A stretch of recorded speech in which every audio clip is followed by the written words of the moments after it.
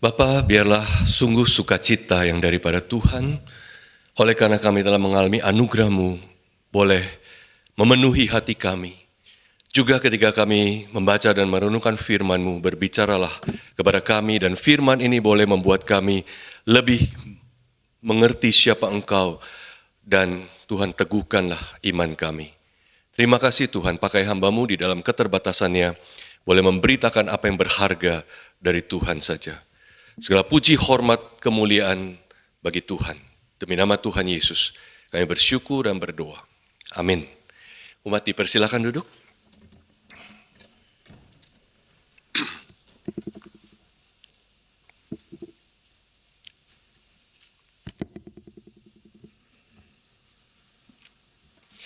Saudara, mari kita membuka firman Tuhan dari surat Ibrani pasal yang ke-6 ayat 13 sampai 20.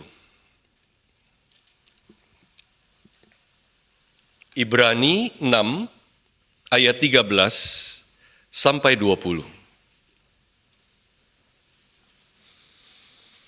Ibrani 6 ayat 13 sampai 20, demikian firman Tuhan.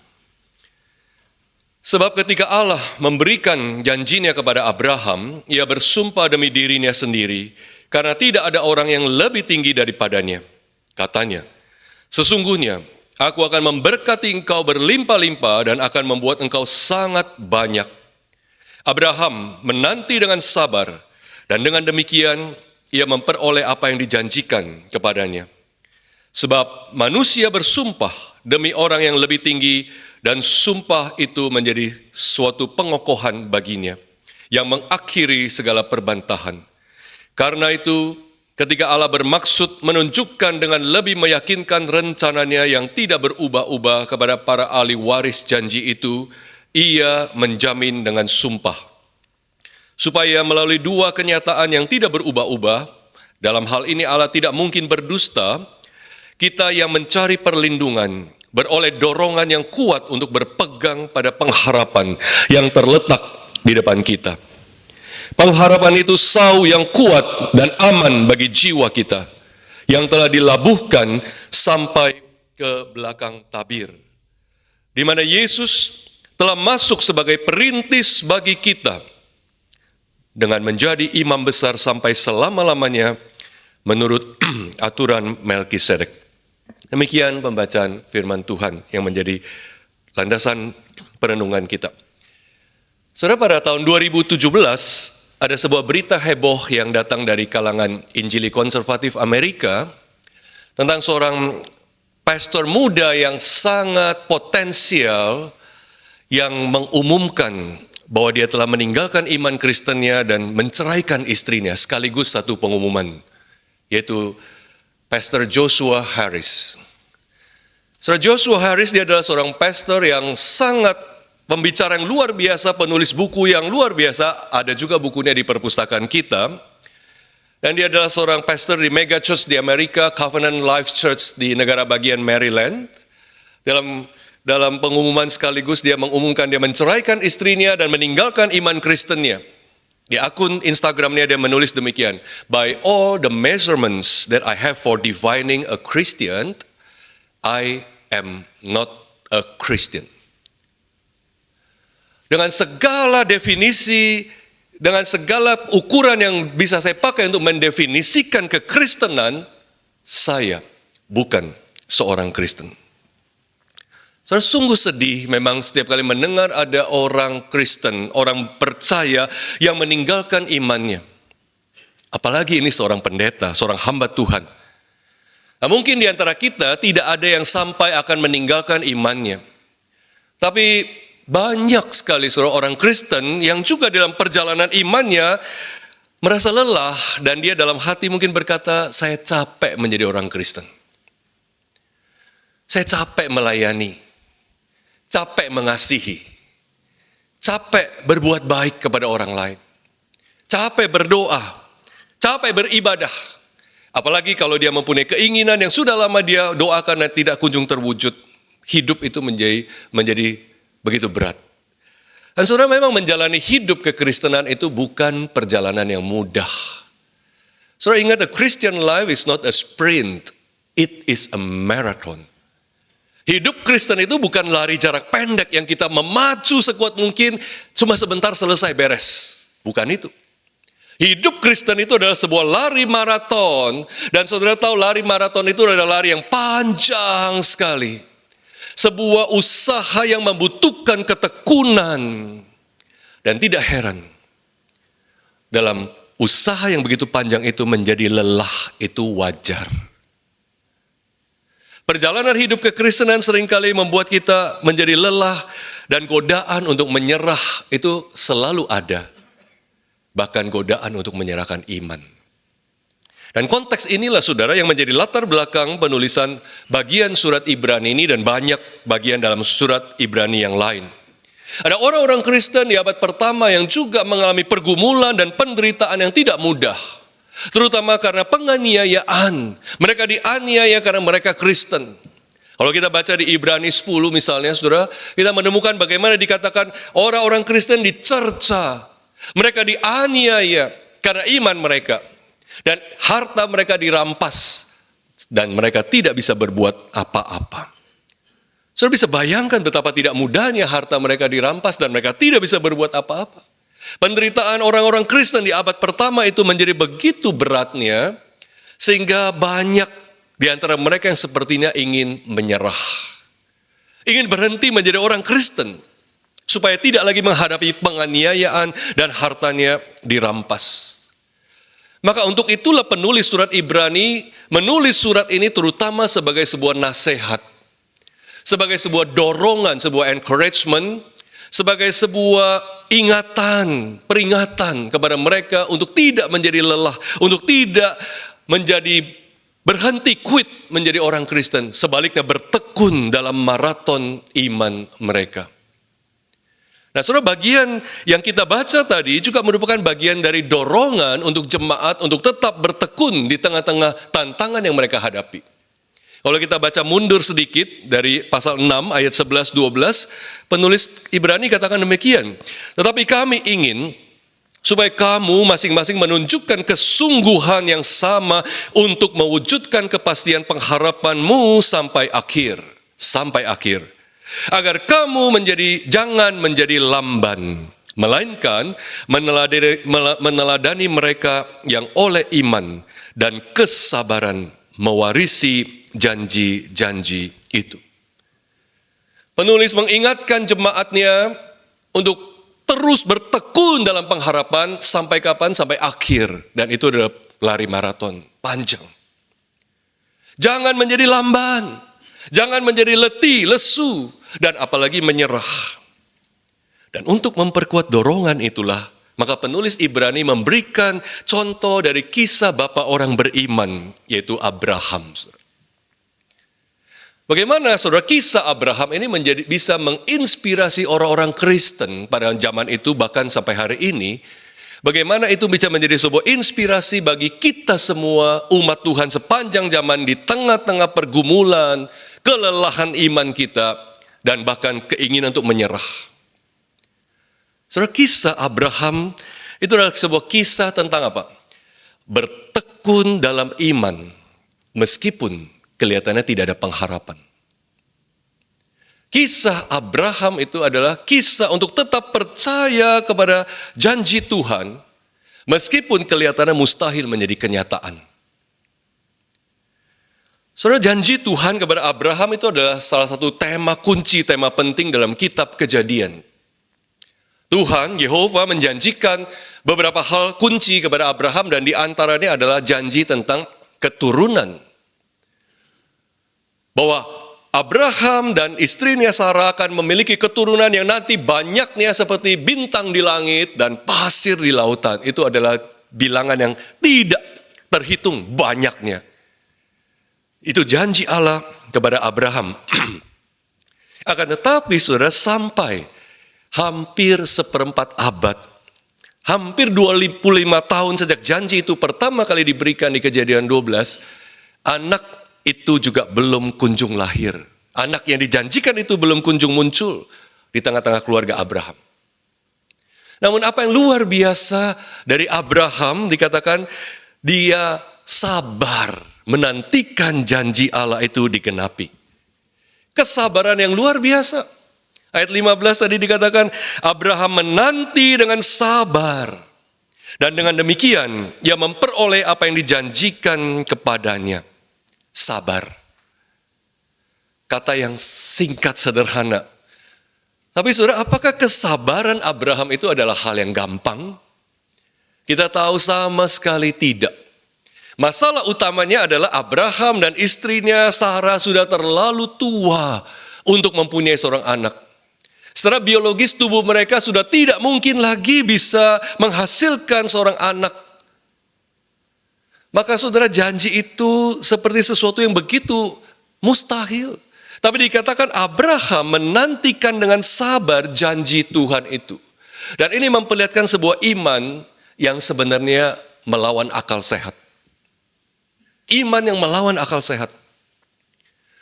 Kalau kita lihat bagaimana Rasul Paulus menulis dalam surat Roma, Paulus juga pernah menjadikan Abraham sebagai contoh bagi jemaat.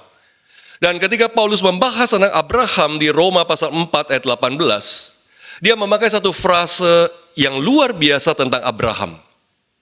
Paulus memakai beberapa kata dalam bahasa Yunani yang kalau diterjemahkan secara harfiah begini bunyinya. Abraham percaya dalam pengharapan melawan pengharapan.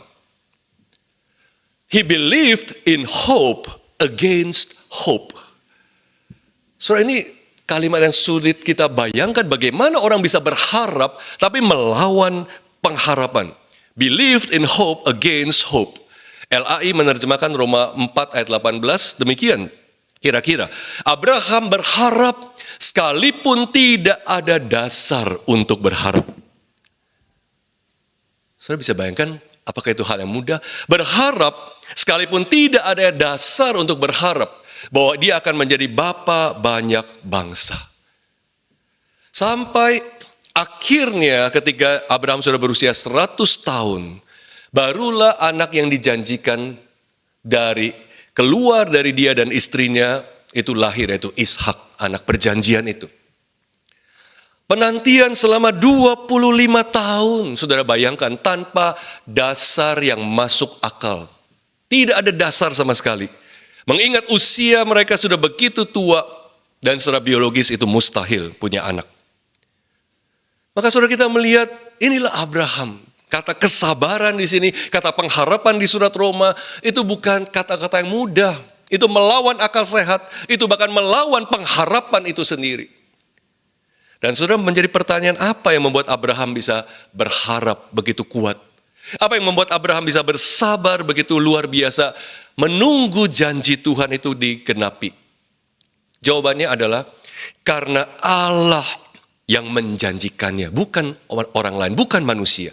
Allah yang menjanjikannya.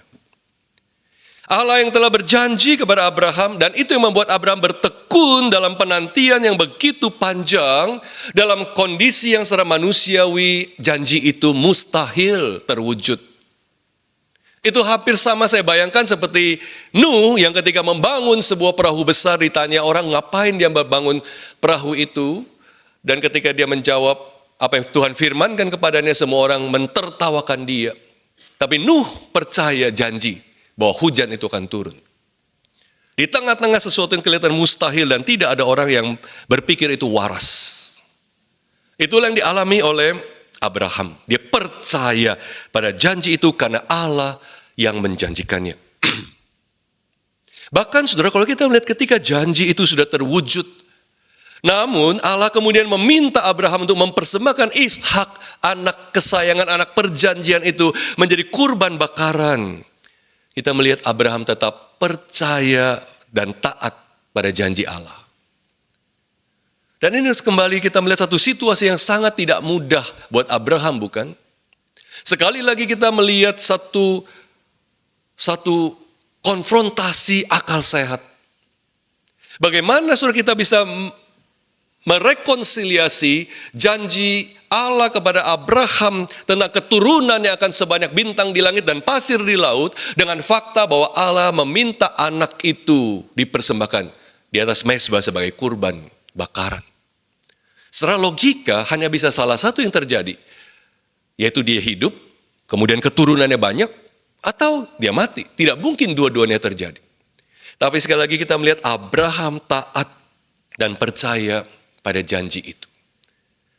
Maka saudara, penulis Ibrani ingin menegaskan bahwa Abraham bisa bertekun melewati begitu banyak tantangan, begitu banyak penderitaan di dalam imannya, karena dia percaya bahwa Allah yang menjanjikannya adalah setia dan dia akan mewujudkan, menggenapkan apa yang telah dia janjikan. Allah tidak pernah gagal dalam janjinya. Bahkan saudara, penulis Ibrani secara khusus kemudian menekankan bahwa Allah bukan hanya memberikan janjinya kepada Abraham, tapi mengikat janji itu dengan sumpah. Abraham menerima janji Allah yang diikat dengan sumpah, yang dikatakan di ayat 13, sebab ketika Allah memberikan janjinya kepada Abraham, dia bersumpah demi dirinya sendiri. Dan sumpah itu kita bisa baca di Kejadian 22 yang dikutip dalam Ibrani 6 ayat 14 dengan redaksi atau bahasa yang sedikit berbeda. Kalau kita lihat di Kejadian 22 ayat 16, di sana Allah berfirman, "Aku bersumpah demi diriku," dan kemudian diikuti sekali lagi tentang janji, tentang keturunannya akan sebanyak bintang di langit dan pasir di laut. Allah bersumpah demi dirinya sendiri. Soalnya kalau kita lihat manusia itu seringkali sulit menepati janjinya. Sehingga dalam hidup manusia seringkali janji itu perlu diikat dengan sumpah. Karena ada potensi tidak menepati janjinya. Dan sumpah itu mengikat janjinya supaya itu tidak dilanggar. Seperti yang dikatakan di ayat 16, sebab manusia bersumpah demi orang yang lebih tinggi, dan sumpah itu menjadi suatu pengokohan baginya, yang mengakhiri segala perbantahan. Manusia berjanji perlu diikat dengan sumpah yang kepada orang yang atau organisasi atau otoritas yang lebih tinggi. Tapi pertanyaannya saudara, apakah Allah perlu bersumpah kalau dia berjanji? Apakah Allah ketika memberikan janjinya sebenarnya dia perlu bersumpah apa tidak? Tidak perlu. Karena Allah tidak mungkin melanggar janjinya. Allah pasti setia pada janjinya. Namun ini dikatakan bahwa Allah bersumpah demi dirinya sendiri, karena tidak ada pribadi yang lebih tinggi dari dia, tidak ada otoritas yang lebih tinggi dari dia. Allah bersumpah demi dirinya sendiri supaya di dalam kelemahan iman kita diyakinkan bahwa janji Allah itu akan digenapi. Allah bersumpah supaya dalam kelemahan kita meyakini bahwa ini janji pasti akan ditepati. Penulis Ibrani katakan di ayat 17, karena itu ketika Allah bermaksud menunjukkan dengan lebih meyakinkan rencananya, yang tidak berubah-ubah kepada para ahli waris janji itu, ia menjamin dengan sumpah. Jadi saudara, sebenarnya Allah bersumpah itu demi supaya kita bisa diyakinkan. Padahal itu harusnya tidak perlu karena dia tidak mungkin melanggar janjinya. Dengan bersumpah demi dirinya sendiri, Allah sedang mempertaruhkan kebesarannya. Allah sedang mempertaruhkan integritasnya.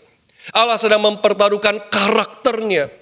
Allah sedang mempertaruhkan kemuliaannya sebagai dasar bahwa dia pasti akan menepati janji itu. Jadi saudara, Allah selalu akan menepati janjinya karena Allah tidak mungkin mengkhianati kebesarannya. Allah tidak mungkin mengkhianati karakternya. Allah tidak mungkin mengkhianati identitasnya sebagai Allah yang benar. Allah tidak mungkin mengkhianati kemuliaannya yang dia pertaruhkan dalam sumpah itu. Allah tidak bisa menjadi Allah di satu sisi dan kemudian di sisi yang lain pada waktu yang sama mengingkari dirinya sendiri. Mengingkari Allah sebagaimana Allah adanya. Tidak mungkin. Itu sebabnya janji Allah tidak pernah akan gagal. Sekalipun kelihatannya mustahil. Janji Allah tidak akan pernah gagal sekalipun janji itu melawan akal sehat. Janji itu tidak pernah akan gagal digenapkan, sekalipun manusia harus berharap melawan pengharapan dari sisi akal sehat manusia. Penulis Ibrani ingin orang-orang Kristen yang menjadi lemah dalam perjalanan iman mereka mengingat bahwa Abraham terlepas dari begitu sulitnya menantikan janji itu, terlepas dari begitu besarnya tantangan yang dia hadapi untuk menantikan Ishak lahir, terlepas dari begitu mustahilnya janji itu kelihatan untuk diwujudkan, tapi dia menerima janji Allah. Abraham tidak gagal menerima janji Allah karena Allah selalu menepati janjinya. Saudara, bukankah hidup kita seringkali seperti Abraham? Sama seperti Abraham yang banyak keraguan. Abraham bukannya imannya sempurna selalu. Di awal-awal dia mengikuti permintaan istrinya mengambil Hagar menjadi istrinya supaya mereka punya keturunan. Tapi bukan keturunan itu yang dikehendaki Allah. Kita seringkali seperti Abraham yang ragu. Kita seringkali seperti Abraham yang menjadi lelah karena apa yang dijanjikan itu tidak kunjung diwujudkan dan kita bertanya sampai kapan. Kita sering seperti Abraham yang menatap masa depan tapi tidak ada kepastian di sana dan kita melihat itu hanya seperti jalan yang samar-samar, yang suram. Dan itulah kondisi kita persisnya hari ini, saudara. Tapi saudara, seringkali masalah itu terjadi, perhatikan, masalah terjadi bukan karena Allah tidak menepati janjinya, melainkan karena kita tidak bisa membedakan mana yang janji Allah dan mana yang Allah tidak pernah janjikan. Itulah sumber banyak masalah dalam hidup kita. Kita tidak membedakan mana yang Allah pernah dan sungguh-sungguh janjikan, dan apa yang Allah sebenarnya tidak pernah janjikan. Saudara, kita seringkali berpikir, bukankah Allah berjanji? Tapi sebenarnya tidak. Kesembuhan, kesuksesan, kisah cinta yang lancar, keuangan yang mapan, dikelilingi orang-orang yang kita kasihi, pelayanan yang selalu berhasil, pelayanan yang selalu menjadi berkat. Kita mungkin berpikir, bukankah Allah berjanji itu? Tapi tidak, Allah tidak pernah menjanjikan hal-hal seperti itu. Sebaliknya, apa yang Allah sungguh-sungguh janjikan, seringkali bahkan kita abaikan atau bahkan kita anggap remeh.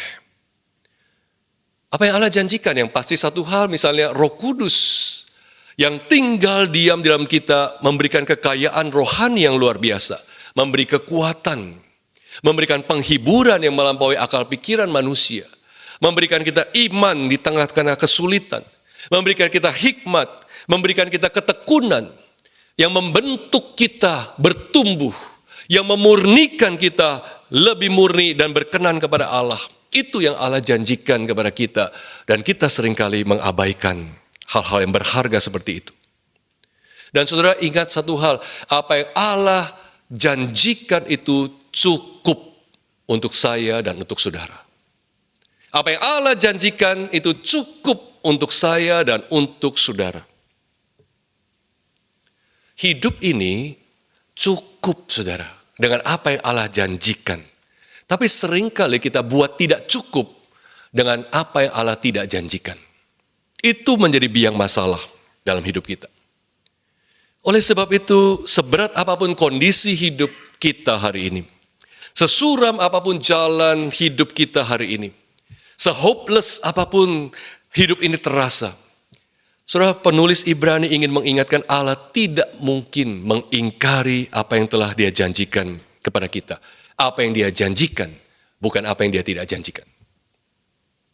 Maka saudara, kita bisa berharap kepada janji Allah, kita bisa bersandar kepada janji Allah, sekalipun ada hal-hal yang memang begitu sulit untuk menerima perwujudan, karena itu seperti melawan akal sehat.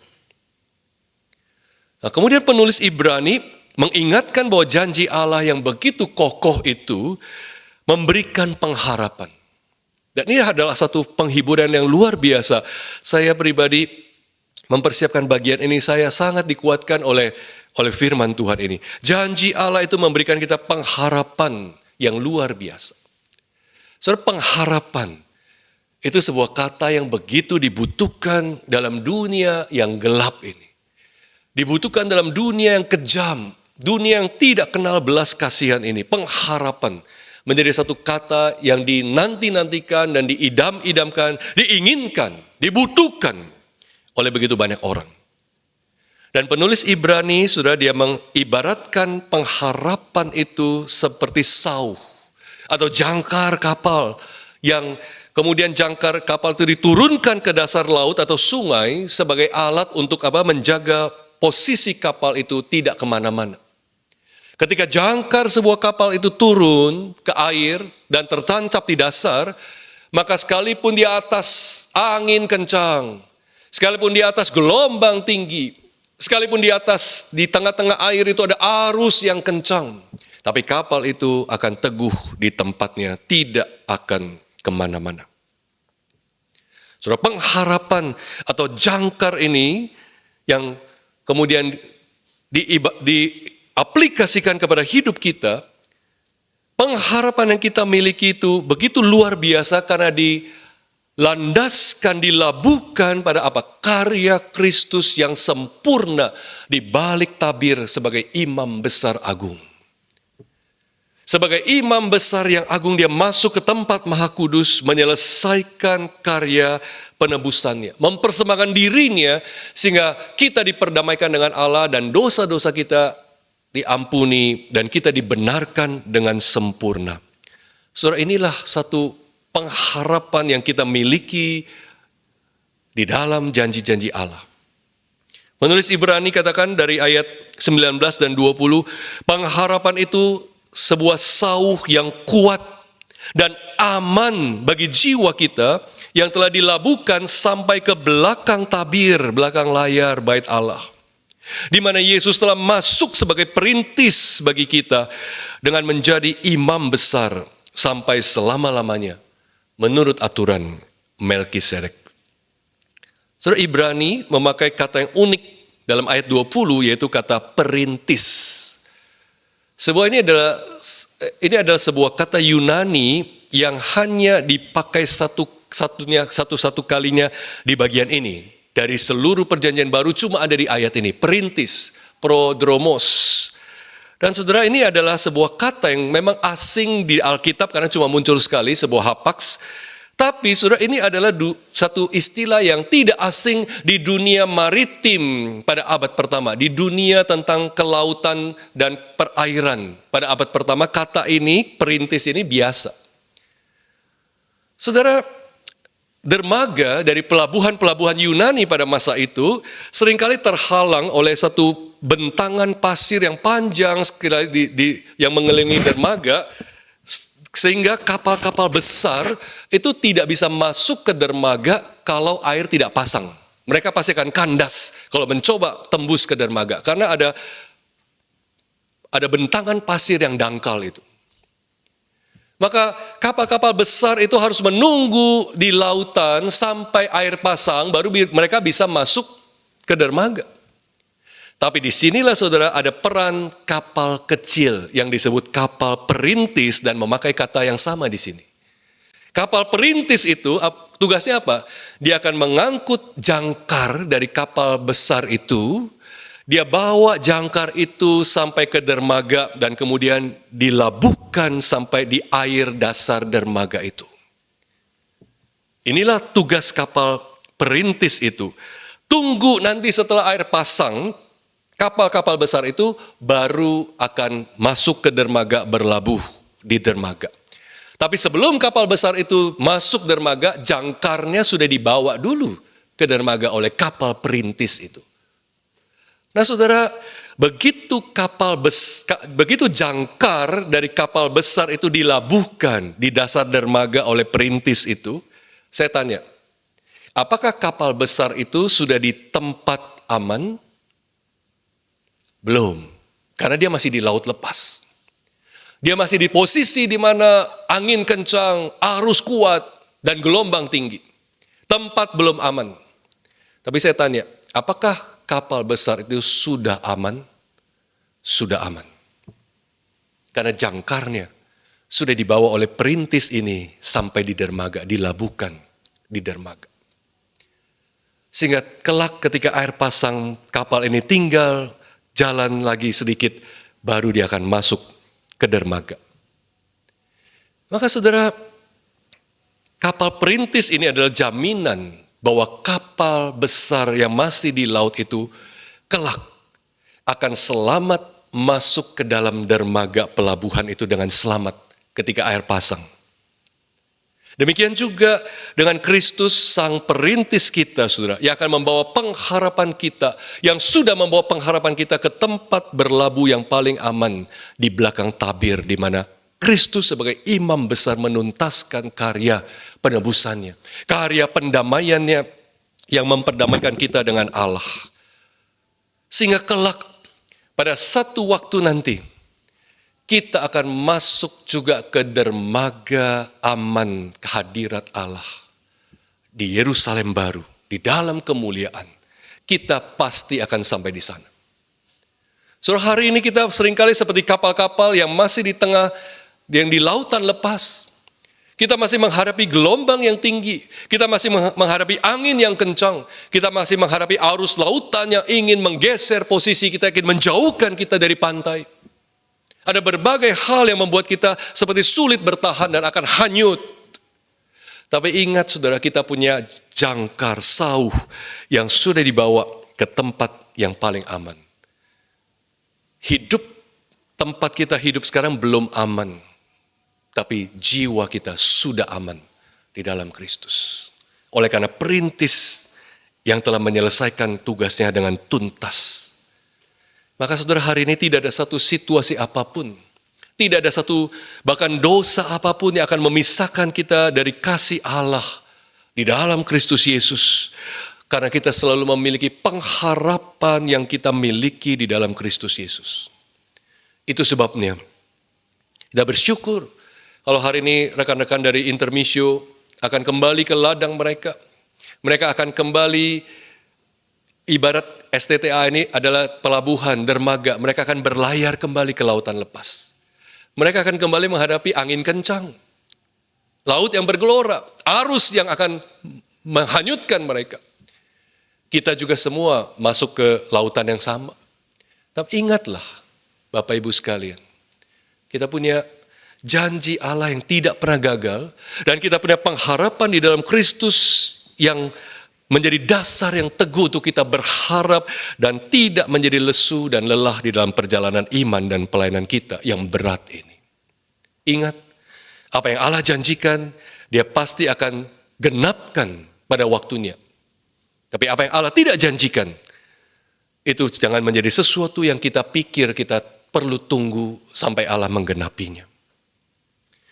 Kita bersyukur firman Tuhan hari ini boleh memberikan kita satu dorongan untuk terus bertekun dalam perjalanan iman kita, dalam apapun yang kita lakukan hari ini, sebagai pekerja, sebagai karyawan, sebagai dosen, sebagai mahasiswa, sebagai hamba-hamba Tuhan yang sudah melayani di ladang Tuhan. Kita semua aman di dalam Kristus yang memegang kuat sauh pengharapan kita. Mari kita berdoa. Kami bersyukur Tuhan, Engkau yang telah memberikan janji-Mu kepada kami, akan menggenapkannya sampai pada kesudahannya. Kami bersyukur Tuhan boleh memberikan kami pengharapan yang begitu teguh, seperti jangkar yang sudah dilabuhkan di dermaga yang aman.